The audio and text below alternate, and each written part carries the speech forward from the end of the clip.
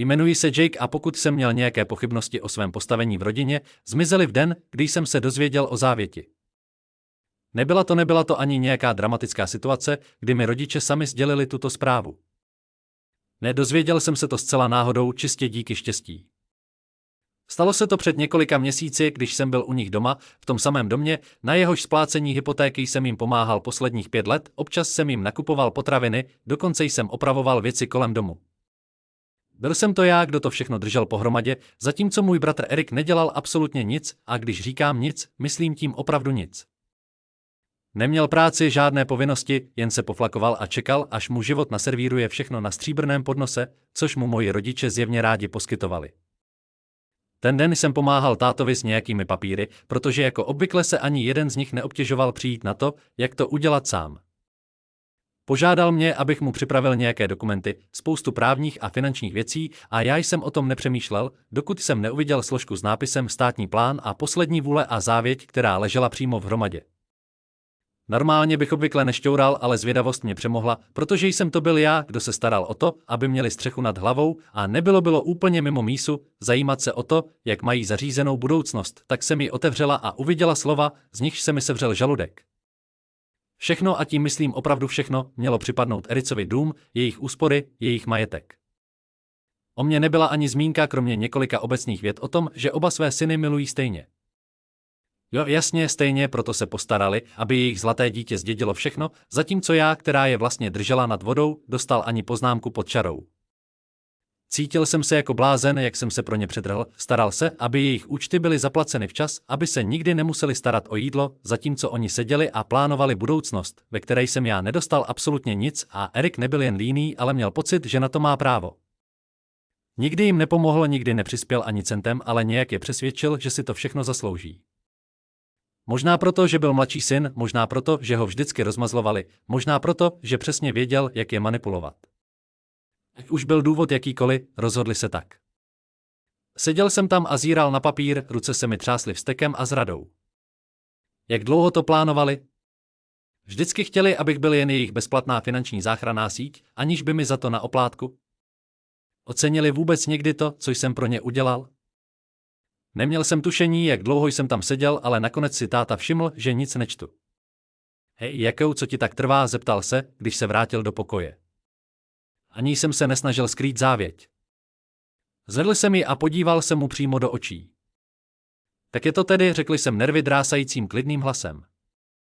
Všechno Ericovi po tom všem, co jsem pro tebe udělal. Tátův obličej na vteřinu zbledl, ale pak si povzdechl, jako bych byl nějaké malé dítě, které má záchvat steku. Jakou, není to tak, jak si myslíš, opravdu, odsekl jsem, protože mi to připadalo sakra jasné. Platil jsem tvoji hypotéku, pomáhal s nákupy, opravoval dům, zatímco Erik nedělal nic a ty jsi se přesto rozhodl, že on je jediný, na kom záleží. A ta vypadal nesvůj, ale místo toho, aby se skutečně vysvětlil, jen zamumlal, je to složité, to bylo všechno. Žádná omluva, žádný pokus o ospravedlnění. Kromě těch 2 zbytečných slov jen slabá výmluva a očekávavý pohled, jako by čekal, že to nechám být a vrátím se k tomu, že budu jejich osobní bankomat. Měl jsem hned odejít, ale chtěl jsem to slyšet od obou, tak jsem zavolal mámu, když vešla a uviděla závěť v mých rukou. Její reakce nebyla o moc lepší. Alespoň měla tu slušnost vypadat provinile, ale slova, která vyšla z jejich úst, mi rozbouřila krev. Jakou, zlato, ty dědictví nepotřebuješ, řekla jemně, jako by mi prokazovala laskavost. Máš dobrou práci, jsi nezávislý. Erik, no, ten se potýká s problémy. Jen chceme mít jistotu, že o něj bude postaráno. V tu chvíli se ve mně něco zlomilo a N i v tom nebyli, věděli přesně, co dělají a v jejich myslích to bylo zcela oprávněné, strávili roky tím, že podporovali Ericovu a teď ho za to chtěli odměnit tím, že mu předají všechno, zatímco mě odsunuli stranou jako něco nepodstatného. Zhluboka jsem se nadechla, zatěla čelisti a položila zeď na stůl. Chápu, řekla jsem podivně klidným hlasem, ráda, že vím, na čem jsme. Pak jsem se otočila a odešla z domu, ignorujíc jejich protesty, a za sebou jsem práskla dveřmi.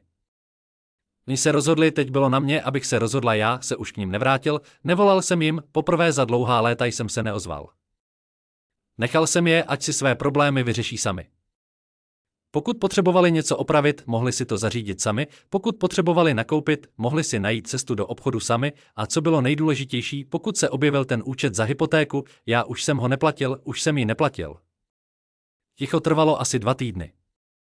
Zpočátku si asi mysleli, že jen trucuju a že se vrátím jako vždycky. Možná čekali, že se uklidním a omluvím se za to, že jsem se odvážil zpochybnit jejich rozhodnutí. Ale když dny ubíhaly a já se neozýval a hlavně jim neposkytoval finanční pomoc, bylo prakticky cítit, jak se jejich postoj mění. Jednoho odpoledne mi zazvonil telefon.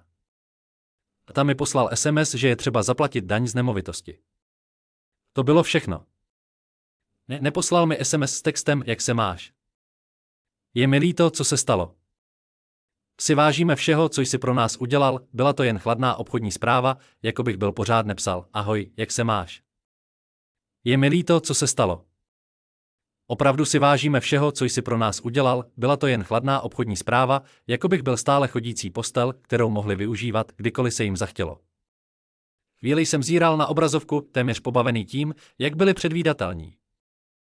Opravdu si mysleli, že mohou jen tak požadovat peníze, jako by se nic nestalo, že budu dál hrát svou roli jako jejich finanční záchranná síť, i když mi dali jasně najevo, že jsem postradatelný. Tiše jsem napsal, jsem si jistý, že to Erik vyřeší, protože ten dům je jeho, trvalo to přesně 5 minut, než mi zavolala máma. Nechal jsem to zvonit a pak přišla další zpráva. Máma napsala, jakou prosím to takhle, musíme si promluvit. A teď si chtěli promluvit, když se jim hromadily účty a realita je konečně zasáhla. Čekal jsem hodinu, než jsem odpověděl, není o čem mluvit, rozhodli jste se, teď s tím musíte žít, myslel jsem, že tím to pro ten den skončí. Svůj postoj jsem dal jasně najevo ani trochu výčitky, ale pak se do toho vložil Erik. Jeho zpráva přišla pozdě večer a v momentě, kdy jsem uviděl jeho jméno na displeji, věděl jsem, že to bude něco nepříjemného. A skutečně, když jsem zprávu otevřel, čekalo mě čisté arrogantní chování. Erik napsal, kámo, proč se chováš jako drama queen, není to nic velkého, prostě jim pomoz, jako vždycky, málem jsem se rozesmál. Nic velkého, choval se, jako bych neměl právo se kvůli tomu zlobit. Napsal jsem mu, ne, myslím, že to máš pokryté, protože jsi oblíbenec. Erik napsal, proboha, ty se vážně zlobíš kvůli závěti? Dospěj, chlape, jsou to jen peníze. Když to měl zdědit on, najednou na tom nezáleželo. Ta pokrytectví bylo ohromující. Odpověděl jsem, tak ti nebude vadit použít část těch peněz na splacení hypotéky, že, ticho. O pár minut později mi máma napsala znovu, tentokrát v plném režimu vyvolávání pocitu viny. Máma napsala, jakou my, tvoji rodiče, se o sebe navzájem staráme. Udělali jsme pro tebe tolik, když jsi vyrůstal a teď nás prostě opouštíš. Musel jsem se zhluboka nadechnout, abych se neudělal, že hodím telefonem přes celou místnost. Opouštět je? Strávil jsem roky tím, že jsem se staral, aby nikdy neměli žádné starosti, zatímco oni rozmazlovali Erika a odměňovali jeho lenost, a teď, když konečně museli čelit důsledkům svých vlastních rozhodnutí, byl jsem já ten špatný. Tentokrát jsem na to neskočil. Odpověděl jsem, dali jste jasně najevo, že nejsem součástí rodiny, když si mě vyřadil z dědictví, teď se o vás může postarat Erik. Dokázal jsem si představit, jak máma dramaticky zalapala po dechu, vždycky měla talent hrát si na oběť, i když byla v neprávu. O pár minut později mi táta poslal další zprávu a tahle mě rozuřila. Táta napsal, nechceme moc, jen tolik, aby to pokrylo hypotéku na pár měsíců, než si věci vyřešíme, Sobecký, to slovo mě rozuřilo. Roky jsem jim pomáhal, obětoval jsem své peníze, čas a energii, abych jim usnadnil život. Udělal jsem všechno, co měl dobrý syn udělat, a jak mi to oplatili? Zajistili, abych nedostal nic na oplátku. A teď, když jsem se konečně postavil za sebe, jsem byl ten Sobecký. Zatnul jsem čelisti, zhluboka se nadechl a napsal jsem, ne, skončil jsem, končím. Pak jsem vypnul telefon. Rozhodli se, tak teď s tím budou muset žít. Ticho trvalo 1 den. Věděl jsem, že moji rodiče se tak snadno nevzdají, ale nečekal jsem, co se stalo dalšího rána. Probudil jsem se a na telefonu jsem měl oznámení o žádosti o bankovní převod. Zamračil jsem se, odemkl telefon a zjistil, že je to od mé matky. Poslala mi žádost o peníze, jako bych byl nějaký bankomat. Částka byla $3500, $500. Zíral jsem na to s nedůvěrou a napůl se smál té drzosti. Žádná zpráva, žádné vysvětlení, jen chladná, nestydatá žádost o přesnou částku, kterou potřebovali na pokrytí své splatné hypotéky. A N i se už neptali, prostě předpokládali, že ustoupím. Bez váhání jsem to odmítl. Jen za 5 minut mi zazvonil telefon, byla to máma. Nechal jsem to zvonit a pak přišla další zpráva od mámy, jakou, vím, že jsi tu žádost viděl, proč si ji odmítl, než jsem odpověděl, dal jsem si na čas, protože to není moje odpovědnost. Zkusil jsem to znovu, další hovor, odmítl jsem, pak další zpráva od mámy, přijdeme o dům, pokud nám nepomůžeš. Teď to najednou byla nouzová situace. Po všech těch letech, kdy se mnou zacházeli jako s chodící peněženkou, konečně čelili následkům. Napsal jsem jim, že možná měli na to myslet dřív, než se rozhodli, že na mě nezáleží. O pár vteřin později se ozval táta, tati, ty opravdu necháš své rodiče, aby se stali bezdomovci, to mě opravdu rozesmálo. Manipulace byla tak okatá, že to bylo skoro legrační, nebyli na mizině, nehrozilo jim, že skončí na ulici, jen nechtěli sáhnout do svých úspor, protože byli zvyklí, že všechno platím já. Zbytek dne jsem je ignoroval. Ten večer mi přišla zpráva od Erika, kámo, prostě jim ty peníze pošli, děláš z toho větší problém, než to je, zatnul jsem čelisti. Tenhle namyšlený spratek si opravdu myslel, že mi může dávat lekce. Odpověděl jsem, myslíš ty samé peníze, které, proč jim je nepošleš? Jeho odpověď přišla rychle, Erik ti napsal, že teď zrovna tolik peněz nemám, aha, takže teď šlo o finanční možnosti. Byl naprosto v pohodě, když jsem vybrala své účty, ale jakmile přišla řada na něj, najednou neměl co nabídnout. Odpověděla jsem, tak to si to asi budeš muset vyřešit, brácho, jsi ten, koho si vybrali. Žádná odpověď. Šel jsem spát a cítil jsem se podivně klidný, jako bych se konečně osvobodil od let manipulace. Ale druhý den se věci vyhrotily. Byl jsem v práci, když mi zavolali z recepce mého bytu. Ahoj, jakou, jsou tu tvoji rodiče, málem mi upadl telefon. Chvíli váhala, než dodala, říkají, že je to naléhavé a že nezvedáš telefony. Říkají, že je to naléhavé a že jim neodpovídáš. Bože můj, přišli do mého bytu jen proto, že jsem přestal platit jejich účty. Zhluboka jsem se nadechl a stiskl si nos. Prosím, nepouštějte je nahoru, nečekám je, nastala trapná pauza. Jsou trochu vlezlí, zatnul jsem čelisti. Je mi to jedno, ať odejdou, zavěsil jsem a okamžitě mi přišla další zpráva od mámy, jsme dole, otevři dveře, žádné otázky, žádné vysvětlení, jen další požadavek, neodpověděl jsem. Další zpráva od mámy, jakou je mi to jedno, ať odejdou. Zavěsil jsem a okamžitě mi přišla SMS od mámy, jsme dole, otevři dveře, žádné otázky, žádné vysvětlení, jen další požadavek. Neodpověděl jsem. Další SMS od mámy, jakou neodejdeme, dokud s námi nepromluvíš, prudce jsem vydechl a vstal od stolu, neustoupím, fajn, dal jsem se do toho, abych jim dal lekci, na kterou nezapomenou. Popadl jsem klíče a rozběhl se dolů, krev mi vřela, nebyl jsem vyděšený, byl jsem rozuřený, ta drzost těch lidí, že se objevili u mě doma bez pozvání a požadovali peníze, jako bych byl jejich osobní bankomat, aniž by mi zavolali, aniž by se alespoň upřímné omluvy, jen úplná léčka. Opravdu si mysleli, že mě mohou zahnat do kouta a donutit mě k poslušnosti, jako bych byl nějaké naivní dítě. Trhl jsem dveřmi a tam byli máma, táta a samozřejmě Erik, všichni stáli v těsné formaci, jako by se chystali na rodinnou intervenci. Máma měla skřížené ruce, její klasický zklamaný výraz matky vypadal, že je připravená k akci. Táta stál strnule s rukama v kapsách, jeho výraz byl směsicí frustrace a pocitu nároku, jako by nemohl uvěřit, že ho k tomu nutím osobně. A Erik, ten malý pijavice, měl tu drzost vypadat znuděně, jako by celá situace pro něj byla, jen nevěřil, že ho k tomu nutím osobně. A Erik, ten malý parazit, měl tu drzost vypadat znuděně, jako by mu celá situace byla jen mírně nepříjemná, jako by byl důvodem, proč se to všechno děje. V momentě, kdy mě máma uviděla, začala s divadlem. Jakou konečně si musíme promluvit? Opřel jsem se o rám dveří, ruce skřížené. Nemusíte odejít. Tvá jakoby fyzicky nemohla pochopit, co jsem právě řekl. Promiňte? Slyšela jste mě. Můj hlas byl klidný, ovládaný, ale pevný. Nemůžeš se jen tak objevit v mém bytě a požadovat peníze, to je šílené. A ta vypustil ostrý posměšný smích. Opravdu nás necháš přijít o dům kvůli malicherné zášti, i UN se chladně zasmál. Malicherné zášti? Myslíš tu, když jsi se rozhodla, že jsem dost dobrý na to, abych platil tvoje účty, ale nedost dobrý na to, abych byl v tvojí závěti? Ta zášť máma zalapala po dechu a sevřela si hruď, jako bych ji právě uhodil. Jakou toto není fér, udělali jsme jen to, co jsme považovali za nejlepší pro rodinu. Naklonil jsem hlavu. Nejlepší pro rodinu, myslíš nejlepší pro Erika, prostě to řekni. Ticho, těžké ticho. Erik, který byl až dosud podivně tichý, konečně promluvil.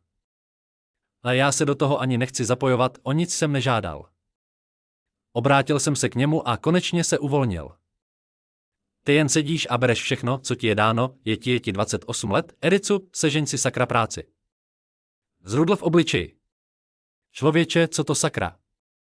Udělal jsem krok blíž. Slyšel jsi mě? Chceš zdědit dům? Chovej se jako majitel domu. Chceš být zlaté dítě? Začni platit jejich zatracené účty.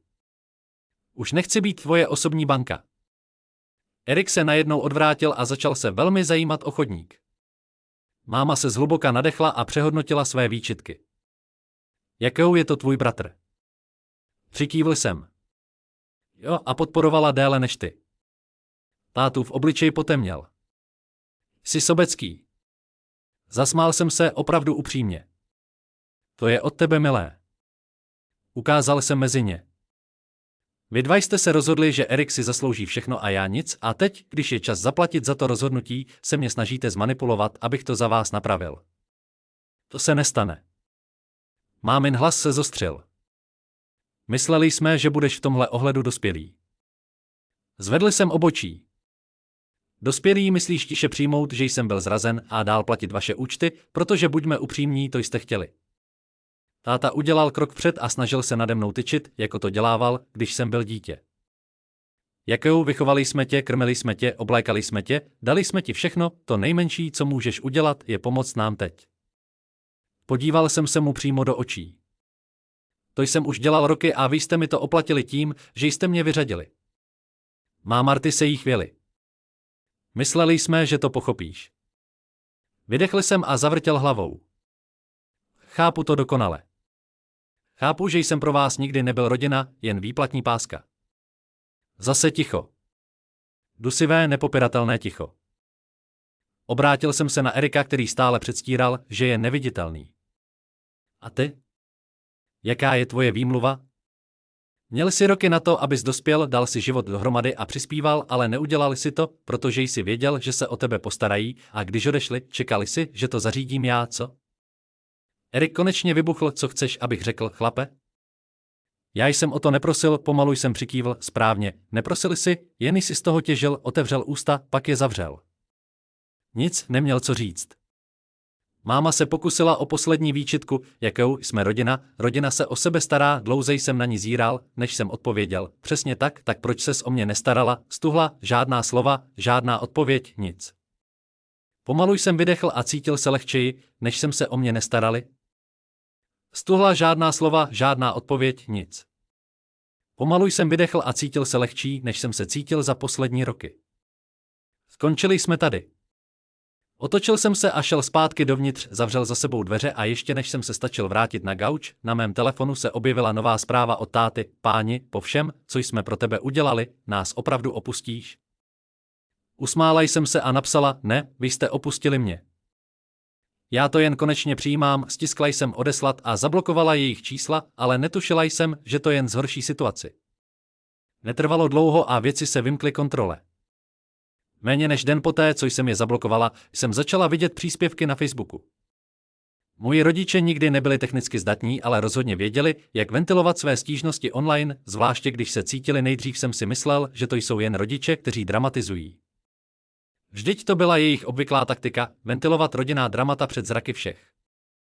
Ale čím déle jsem procházel jejich příspěvky, tím víc mi docházelo, že nejde jen o to, že už jim nepomáhám s účty. Příspěvky byly maskované jako projevy rodinné lásky, ale byly to jen slabě zakryté výpady proti mně.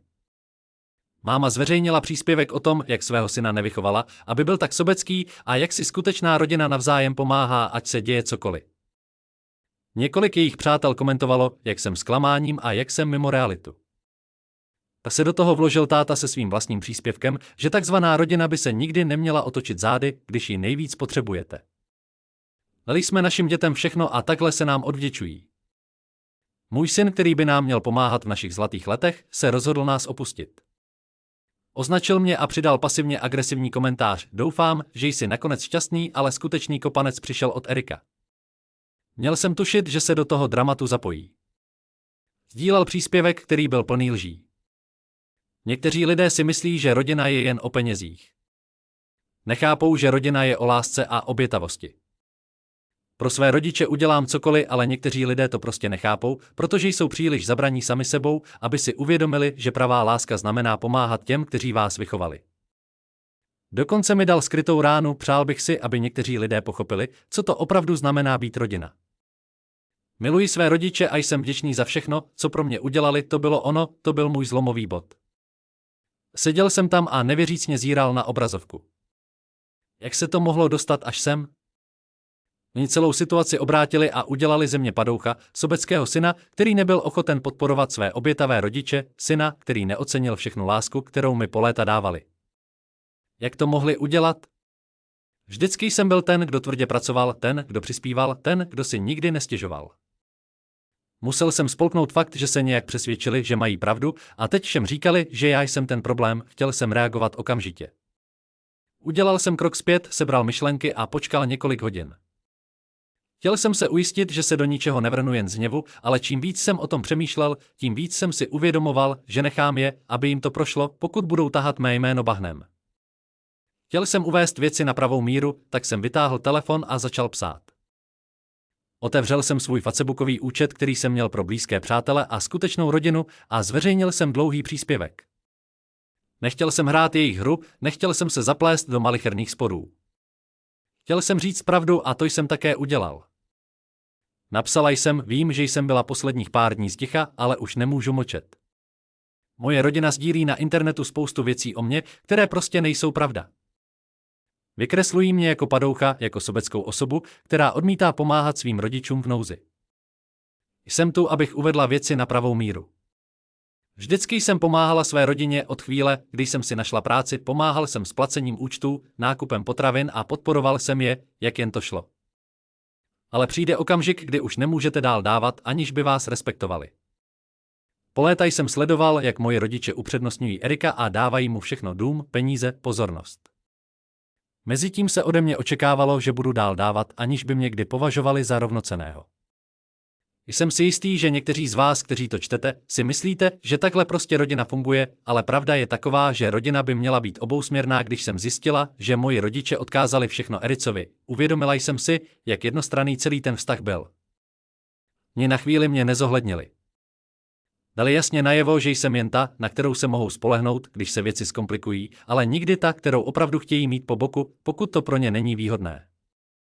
Celá léta financovala jejich životní styl, platila dovolené, přispívala na účty a dokonce pomáhala s věcmi, jako jsou daně z domu, a za to, že se mnou zacházeli jako s náhradním plánem, mám dost, nejsem jen peněženka, ze které si mohou brát peníze, kdykoliv potřebují.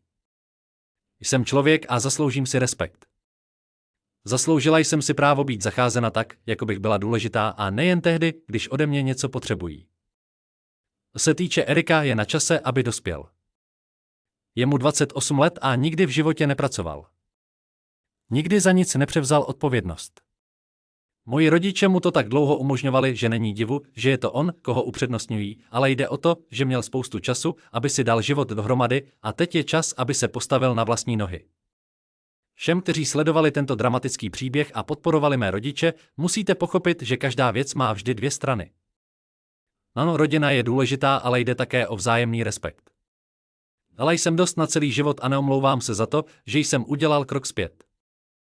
Neznamená to, že se odvracím od rodiny, ale že jsem se konečně rozhodl pro sebe. Přeji svým rodičům vše nejlepší, ale už nebudu jejich rohoškou. Stiskl jsem tlačítko publikovat a okamžitě jsem pocítil úlevu, poprvé v životě. Řekl jsem světu pravdu o své rodině, o tom, jak mě léta využívali, jak vždy očekávali, že je zachráním, aniž by se zamysleli nad tím, co potřebuji. Už jsem nechtěla, aby jejich příběh ovládal můj život. Reakce byly okamžité. Někteří lidé, se kterými jsem sem roky nemluvil, mi vyjádřili podporu, několik mých bratranců, přátelé mých rodičů, dokonce i někteří vzdálení příbuzní mi poslali soukromé zprávy, ve kterých mi psali, že je mrzí, čím jsem si prošel. Bylo to tak osvobozující konečně říct pravdu, nebýt pod tlakem výčitek a manipulativního chování. Ale pak přišla odplata. Moji rodiče a Erik se rozuřili. Erik mi napsal, jsi zrádce, opravdu jsi musel takhle vytahovat všechny naše záležitosti na světlo? Nemáš žádnou úctu k rodině. Ta mi volal a prakticky křičel do telefonu, zničil si všechno, jakou. Budeš toho litovat. Budeš litovat, že jsi se s námi rozešel. Budeš litovat, že ses otočil zády ke své vlastní rodině, ale já to ani na vteřinu. Zablokoval jsem je všechny. Byl jsem hotový a poprvé v životě jsem byl svobodný od toxického vlivu, který na mě tak dlouho působil.